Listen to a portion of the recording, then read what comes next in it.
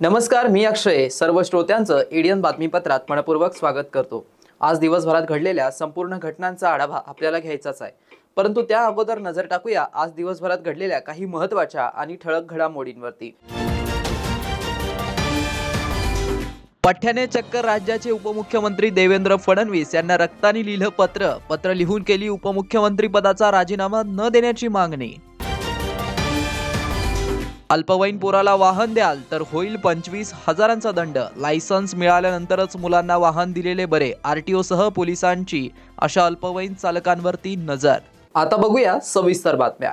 शहरातील क्रांती चौक येथे भारतीय जनता पार्टीचे पदाधिकारी कुणाल मराठे यांनी चक्क स्वतःच्या रक्तानी पत्र लिहत तुम्ही उपमुख्यमंत्री पदाचा राजीनामा देऊ नका अशी मागणी केली आहे. राज्यभरामध्ये लोकसभेच्या निवडणुकीमध्ये भारतीय जनता पार्टीला मोठ्या प्रमाणामध्ये पराभव मिळाल्याने याची जबाबदारी राज्याचे उपमुख्यमंत्री देवेंद्र फडणवीस यांनी स्वीकारली आहे.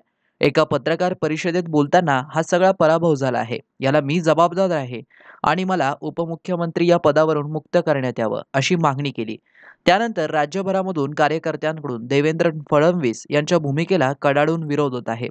याचाच भाग म्हणून शहरातील क्रांती चौक येथे भारतीय जनता पार्टीचे पदाधिकारी कुणाल मराठे यांनी चक्क स्वतःच्या रक्तानं पत्र लिहत तुम्ही राजीनामा देऊ नका अशी मागणी केली आहे. त्यांच्या मागणीबाबत भाजपा प्रदेश सचिव कुणाल मराठे यांनी एडियन सोबत बोलताना अधिक माहिती दिली आहे. नमस्कार. आपल्या सर्वांना कल्पना आहे की नुकत्याच झालेल्या लोकसभेच्या निवडणुकीचे निकाल लागले आणि भारतीय जनता पार्टी या ठिकाणी आकड्यामध्ये काही ठिकाणी कमी त्या ठिकाणी रिझल्ट लागलेला आहे. याची सर्वस्व जबाबदारी महाराष्ट्राचे लोकनेते उपमुख्यमंत्री देवेंद्र फडणवीस साहेबांनी स्वीकारली. नुकत्याच झालेल्या पत्रकार परिषदेमध्ये त्यांनी सांगितलं की ही सर्व जबाबदारी मी स्वीकारतो आणि नेतृत्वाकडे विनंती करतो की मला शासनामधनं मुक्त करा आणि मला पूर्णवेळ संघटनेचं काम करायचं आहे. खऱ्या अर्थानं आपल्याला माहिती आहे की देवेंद्र फडणवीस साहेबांसारखा नेतृत्व जे अष्टपैलू नेतृत्व आहे, विकसनशील इच्छाशक्ती असलेलं नेतृत्व आहे, एक विजनरी नेतृत्व आहे. अशा वेळेस मी साहेबाला छत्रपती संभाजीनगर जी मराठवाड्याची राजधानी आहे ह्याच्यातनं विनंती करतोय, एक रक्तानी पत्र लिहून साहेबांना विनंती करतोय की साहेब आपण असला निर्णय घेऊ नका.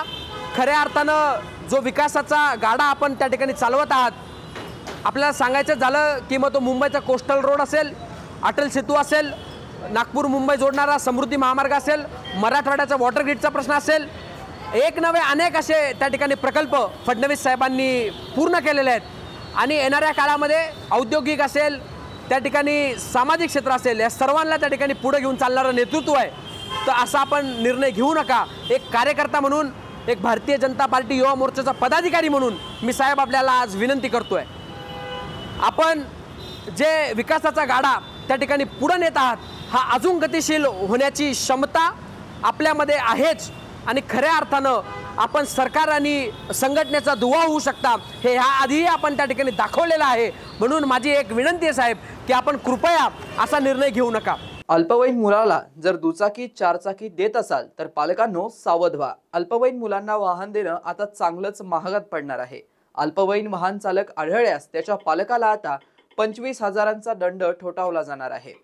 त्यामुळे परमनंट लायसन मिळाल्यानंतरच मुलांना वाहन दिलेले बरे. सध्या पुण्यातील अपघाताची चर्चा सर्वत्र होत आहे. या प्रकरणात अल्पवयीन मुलाने चालवलेल्या कारने दोघांना धडक दिली. या दोघांना जीव गमवावा लागला. या घटनेनंतर आता अल्पवयीन वाहन चालकाला रोखण्यासाठी कडक नियम केले जात आहेत. अल्पवयीन मुलाने वाहन चालवलं तर पालकांना मोठा दंड आणि शिक्षेला सामोरं जावं लागू शकतं. जर अल्पवयीन मुलगा वाहन चालवताना आढळल्यास 25,000 रुपयांचा दंड लावला जाणार आहे. त्याबरोबरच वाहन मालकाची नोंदणी रद्द करण्याचीही कारवाई केली जाणार आहे. या दंडात्मक कारवाईची लवकरच अंमलबजावणी केली जाणार आहे. आरटीओ कार्यालयाकडून नियमितपणे तपासणी करून नियमांचं उल्लंघन करणाऱ्यांवर कारवाईचा बडगा उगारला जातो. नियमितपणे तपासणी करून अल्पवयीन चालकासह नियमांचे उल्लंघन करणाऱ्या वाहन चालकांवर कारवाई केली जाते, अशी माहिती प्रादेशिक परिवहन अधिकारी यांनी दिली आहे. अल्पवयीन मुलांना वाहन देऊ नये असे आवाहन आरटीओ अधिकाऱ्यांनी केलंय. मुलांच्या हातून एखादा अपघात झाल्यास मालकासह पालकांना कायदेशीर कारवाईला सामोरं जावं लागणार आहे, यात शंका नाही. डॉक्टर बाबासाहेब आंबेडकर मराठवाडा विद्यापीठाने एप्रिल-मे 2024 मध्ये घेतलेल्या BA अभ्यासक्रमासह एकूण 36 अभ्यासक्रमांचे निकाल बुधवारपर्यंत घोषित करण्यात आल्याची माहिती परीक्षा विभाग व मूल्यमापन मंडळाच्या संचालक डॉक्टर भारती गवळी यांनी दिली आहे.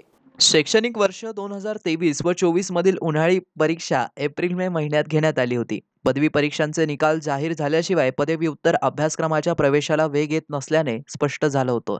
आता बहुतांश पदवी अभ्यासक्रमांच्या परीक्षांचे निकाल जाहीर करण्यात आलेत. 29 मे पर्यंत BScचा अखेरचा पेपर घेण्यात आला. या परीक्षातील उत्तरपत्रिकातील मूल्यांकनाचे काम 30 दिवसात पूर्ण करून BA ओल्ड पॅटर्न इतर अभ्यासक्रमांच्या सर्व सत्रांचे निकाल जाहीर करण्यात आलेत. तसेच उर्वरित BScचे निकाल पुढील आठवड्यात घोषित करण्यात येणार आहेत. त्यामुळे विद्यार्थ्यांनी निकालासंबंधी असलेली प्रतीक्षा संपणार असून पुढील शिक्षणाचे नियोजन त्यांना करता येणार आहे. अभ्यासक्रमासाठी पदवीच्या विद्यार्थ्यांची नोंदणी करण्यात आली होती. त्यानुसार 3 जून पासून 8 जून पर्यंत पदव्युत्तरसाठी CETच्या परीक्षा घेण्यात येणार आहेत. त्यात उत्तीर्ण झालेल्या विद्यार्थ्यांना गुणवत्तेनुसार प्रवेश देण्यात येणार असल्याची माहिती विद्यापीठाच्या जनसंपर्क विभागाने दिली आहे. जिल्हा परिषदेचा कारभार लवकरच नवीन इमारतीतून सुरू होणार असून 4 मजली इमारतीचे बांधकाम समोरील बाजूचे सुशोभीकरण, विद्युतीकरण व अन्य कामांसाठी उपलब्ध निधीतून कामे झाली आहे. फर्निचर व अग्निशमन यंत्रणेसाठी 10 कोटींची आखणी आवश्यकता असून प्रस्ताव शासनाकडे पडून आहे.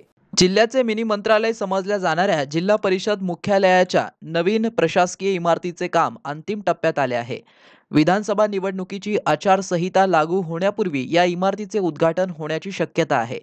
लोकप्रतिनिधी नसल्याने नव्या इमारतीतही मुख्य कार्यकारी अधिकाऱ्यांचेच प्रशासन राहणार आहे. या इमारतीच्या सुशोभीकरण आणि अन्य कामांसाठीचा वाढीव 10 कोटींचा प्रस्ताव सरकारकडे मंजुरीच्या प्रतीक्षेत आहे. जिल्हा परिषदेची सद्यस्थितीतील प्रशासकीय इमारत 100 वर्ष जुनी आहे. काही विभागांचे बांधकाम त्यानंतर केले गेले, मात्र एकाच ठिकाणी सर्व विभाग असावेत यासाठी अद्ययावत इमारत उभारणीचा प्रस्ताव दिला गेला. अनेक वर्षापासून नवीन इमारतीसाठी प्रयत्न केले जात होते. 17 सप्टेंबर 2021 रोजी हैदराबाद मुक्तीसंग्राम दिनी तत्कालीन मुख्यमंत्री उद्धव ठाकरे यांच्या हस्ते इमारतीचं भूमिपूजन झालं. इमारतीत उभारणीसाठी सुरुवातीला 37 कोटींचा प्रस्ताव ठेवण्यात आला होता. तो सुधारित करून 47 कोटींचा करण्यात आला. यातून 4 मजली इमारतींचं बांधकाम, समोरील बाजूचं सुशोभीकरण, विद्युतीकरण व अन्य कामांसाठीच्या उपलब्ध निधीतून कामे झाली. फर्निचर व अग्निशमन यंत्रणेसाठी 10 कोटींची आणखी आवश्यकता आहे. त्याचा प्रस्ताव मार्चपासून राज्य शासनाकडे पडून आहे.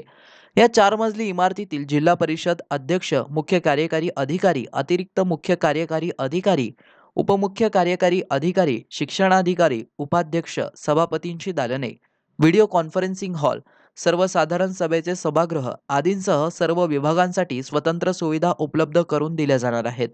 सुधारित 10 कोटींचा प्रस्ताव मंजूर झाल्यानंतर निधी प्राप्त होणे आणि प्रत्यक्षात कामे पूर्ण होण्यास किमान 2.5 महिन्यांचा कालावधी लागेल असे सांगण्यात येत आहे. शहरवासियांना एक सुवर्ण संधी. तुम्हीही एखादा व्यवसाय करताय का? मग एडियनवर जाहिरात करा आणि मिळवा व्यवसायात मोठा फायदा. तर वाट कसली पाहताय? आताच खाली दिसत असलेल्या नंबरवर संपर्क साधा. आपल्याला अजूनही काही बातम्यांचा आढावा घ्यायचा आहे, परंतु इथे वेळ झाली आहे एका छोट्याशा ब्रेकची. कुठे जाऊ नका, पाहत रहा एडियन न्यूज.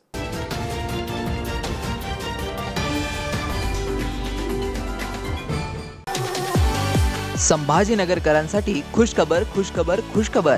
आता केशर, हापूस, लंगडा, गुलाब खस, इमरती, सफेद मालोदा, काला मालोदा, शक्करगोटी, अल्फान, खुदूस, मलगोबा, चीनी मलगोबा, राजापुरी, सिंधू, मुर्शिदाबादी, बदाम, खोबरा, तमचा, बत्ताशा, पायरी, हुर, दूध पेडा, दिलपसंद, निरंजन, तोतापरी, गावरान केशर, माया, केंट, टॉमी, लिली, ऑमलेट, अगरबत्ती, गावरान, दशहरी. मंडळी, ही सगळी आंब्यांची नावं आहेत आणि हे सगळे आंबे आपल्याला खायला मिळणार आहेत, तेही आपल्या शहरात म्हणजेच छत्रपती संभाजीनगरमध्ये. कृषी विद्यापीठ फळ संशोधन केंद्र, हिमायतबाग, छत्रपती संभाजीनगर येथे हे विविध प्रजातीचे आंबे आपल्याला खायला मिळणार आहे. तर वाट कसली पाहताय? आताच भेट द्या आणि या निरनिराळ्या आंब्यांची नैसर्गिक पद्धतीने, ऑर्गॅनिक पद्धतीने पिकवलेल्या आंब्याचा मनमुराद आनंद लुटा. तर आजच संपर्क करा. सचिन कुंढारे 9975 51 11 42, दिलीप जाधव 94 21 66 70 02 गणेश उंद्रे 8830674658. आता नैसर्गिक पद्धतीने पिकवलेला आंबा थेट हिमायतबाद ते ग्राहक. मस्त मास्क पहना रे तूने। Thank you sir. वो जान बचाने के लिए पहनना पड़ता है ना सर। रेडीमेड है या टेलर मेड है? ऑनलाइन ऑर्डर किया है सर। एक और है ना सर। देना। बहुत मस्त लगे आपको। ये ना सर। सर ए ना भाई, जान बचाने के लिए बाइक चलाते वक्त सिर्फ खोपड़े पे मास्क पहनेगा तो खोपड़े को कौन बचाएगा? समझ गया सर। हेलमेट ऑनलाइन ऑर्डर कर, वरना हमेशा के लिए ऑफलाइन हो सकता है। Okay sir. ये ले। चल हम ये भी ऑनलाइन भर दे। हेलमेट पहने, ट्रैफिक नियमों का पालन करे, जिंदगी के सफर को सुरक्षित रखे।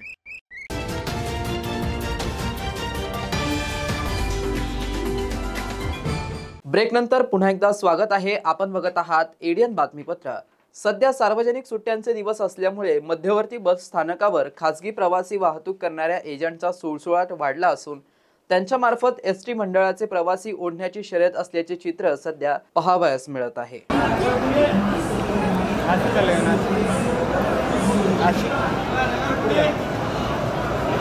पुण्याला कार चालली होती इलेक्ट्रिक.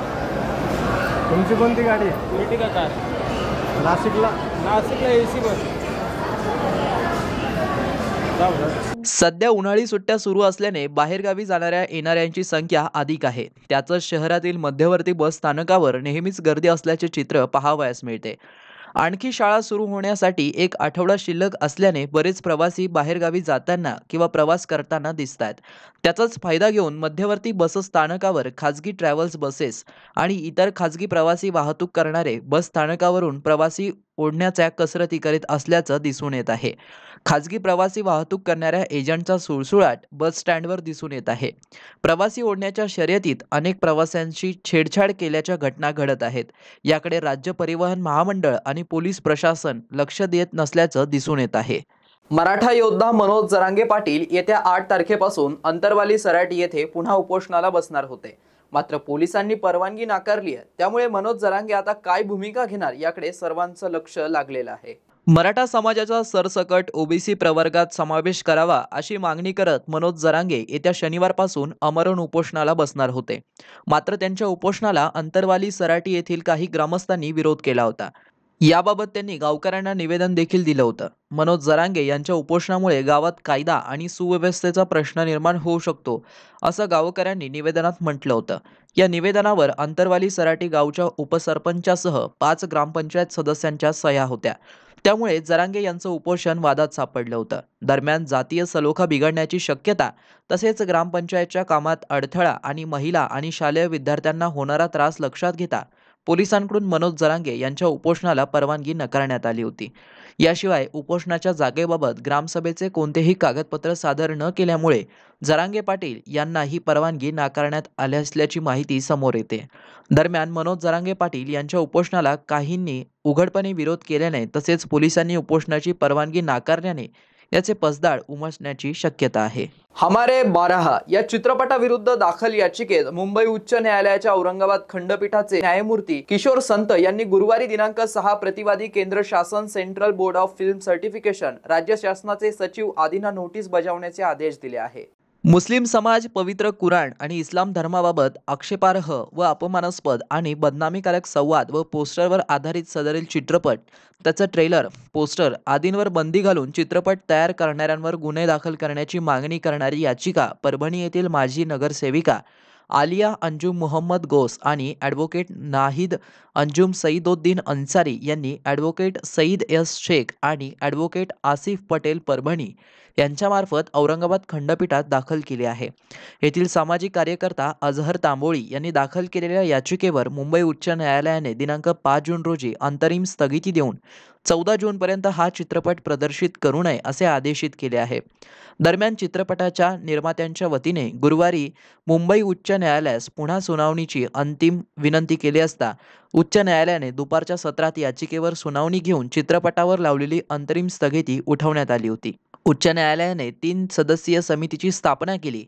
या समितीत सदरील चित्रपटातील आक्षेपार्ह मुद्द्यांचा अभ्यास करून शुक्रवारी सकाळपर्यंत अहवाल सादर करण्याचे निर्देश दिले आहेत. अहवालानंतरचा शुक्रवारी सकाळी सुनावणी होणार असून चित्रपटाच्या पुढील स्थगितीवर निर्णय घेण्यात येणार असल्याचे ॲडव्होकेट सईद यांनी पत्रकार परिषदेत म्हटलं आहे.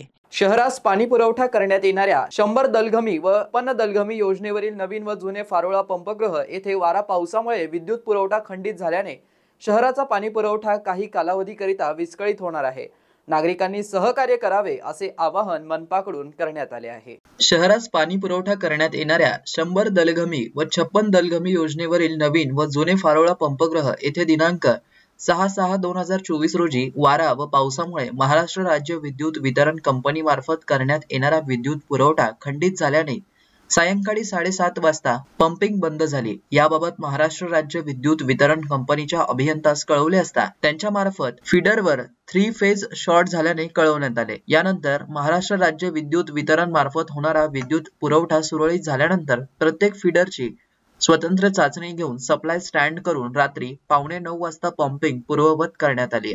त्यानंतर पुन्हा वारे व पावसामुळे 33 kV कट पॉइंट वरील इन्स्टॉलर व स्पार्किंग झाल्याने होणारा विद्युत पुरवठा रात्री 11:30 वाजता खंडित झाला. महाराष्ट्र राज्य विद्युत वितरण कंपनीकडून विद्युत पुरवठा पुनर्संचित करण्यात आल्यानंतर चेक केले असता नवीन फारोळा उपकेंद्र येथील मेन RMU युनिट ट्रिप झाल्याने व मास्टर रिप्ले व अर्थ फॉल्ट प्रॉब्लेम दर्शवत असल्याने रिले सेट करून फीडर ट्रायल घेतली असता पंपिंग मध्ये ट्रिपिंग येत होती. त्यामुळे 100 दलघमी योजनेवरील प्रत्येक ट्रान्सफॉर्मरची स्वतंत्र चाचणी घेऊन LT panel checking, AB switches checking व मास्टर रिले सेट करून दिनांक 7/6/2024 रोजी रात्री 1:20 पंपिंग पूर्ववत सुरू करण्यात आली. परिणामी दिनांक 6 जून रोजी गुरुवार ते 7 जून शुक्रवार रोजी 100 व 56 दलघमी योजनेवर एकूण 4 तास 15 मिनिटे खंडनकाळ झाल्याने या काळात पाणी उलट पूर्णत बंद होती. त्यामुळे शहराचा पाणी पुरवठा काही कालावधीकरिता विस्कळीत होणार आहे. या दरम्यान नागरिकांनी सहकार्य करावे असे महानगरपालिकेच्या वतीने आवाहन करण्यात येत आहे. शेवटी पुन्हा एकदा नजर टाकूया आज दिवसभरात घडलेल्या काही महत्त्वाच्या आणि ठळक घडामोडींवरती. पठ्याने चक्क राज्याचे उपमुख्यमंत्री देवेंद्र फडणवीस यांना रक्ताने लिहिलं पत्र लिहून केली उपमुख्यमंत्री पदाचा राजीनामा न देण्याची मागणी. अल्पवयीन पोराला वाहन द्याल तर होईल 25,000चा दंड. लायसन्स मिळाल्यानंतरच मुलांना वाहन दिलेले बरे. RTO सह पोलिसांची अशा अल्पवयीन चालकांवरती नजर. याबरोबरच हे बातमीपत्र इथेच संपलं. पुन्हा भेटूया पुढील बातमीपत्रात. तोपर्यंत पाहत रहा आपल्या हक्काचं बातमीपत्र ADN न्यूज.